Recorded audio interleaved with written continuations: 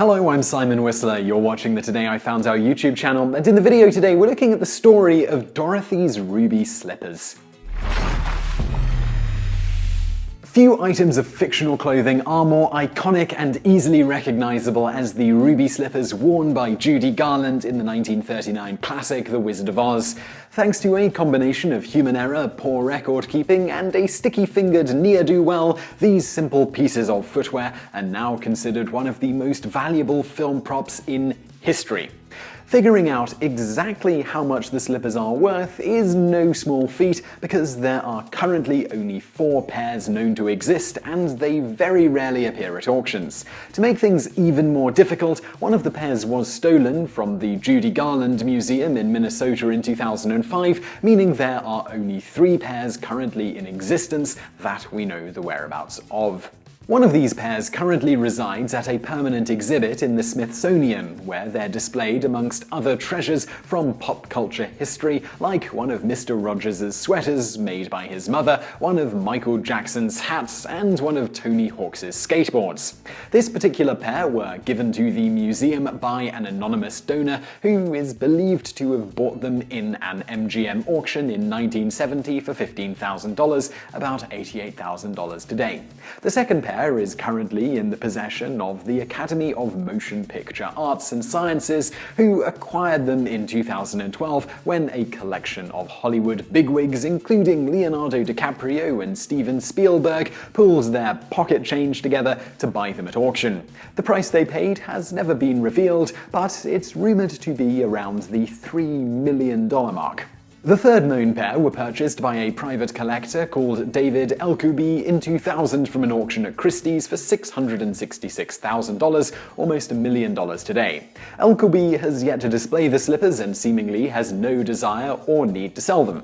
The final stolen pair has been missing since 2005. However, in the years since, an anonymous and apparently very wealthy fan of the movie has put up a $1 million reward for information leading to their return. As for how many pairs of the slippers existed in the first place, according to the film's producer Mervyn LeRoy, between 5 and 10 pairs were made, each sporting slight variations to better accommodate the lighting and look of the different sets.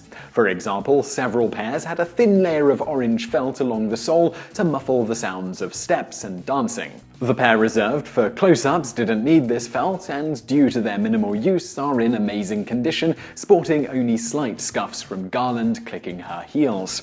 All of the shoes were created by legendary costume designer Adrian Adolf Greenberg, who crafted them from plain white pumps that were dyed a deep shade of red before being coated in dark reddish-orange fabric, onto which thousands of sequins and eventually a large bow were attached.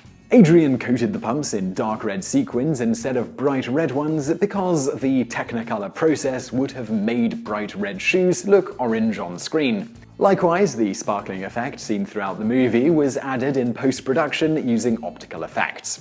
For this reasoning, surviving examples of the shoes are kind of underwhelming compared to how they look on screen. Speaking of Technicolor, in the original Wizard of Oz novel, the shoes Dorothy wears are silver. However, the film's screenwriter Noel Langley decided to make them bright red to better take advantage of Technicolor. He felt that silver shoes wouldn't stand out against the bright yellow road Dorothy would be standing on for nearly half of the movie. Although a great deal of care was put into making the shoes, after filming wrapped, the known surviving pairs were shoved into a wardrobe somewhere deep in MGM's expansive costume department, where they remained until the aforementioned 1970s bulk auction. Seemingly, the only person aware of the value of the shoes was a man called Kent Warner, an MGM costume designer who quietly pilfered hundreds of items from MGM over the years, including a pair of the ruby slippers, which he took while helping catalog items for the 1970 auction. Warner kept the best pair of the ruby slippers for himself, never displaying or sharing them with the public until he sold them in 1981. This is the pair currently believed to be in the hands of the Academy of Motion Picture Arts and Sciences. Interestingly, until the 1970 MGM auction, it was believed that the only copy of the shoes that existed belonged to a woman called Roberta Borman, who won them by placing second in a movie trivia contest in 1949. Borman's pair is considered to be the least valuable since they are believed to have belonged to Judy Garland's stunt double, Bobby Cochet, who had slightly larger feet. This is the pair purchased by Mr. Elkelby in 2000 for $666,000. So I really hope you enjoyed that video. If you did, please do click like below and do subscribe for other great videos just like this. Over there on the right are a couple of other videos you might enjoy if you like this one, and thank you for watching.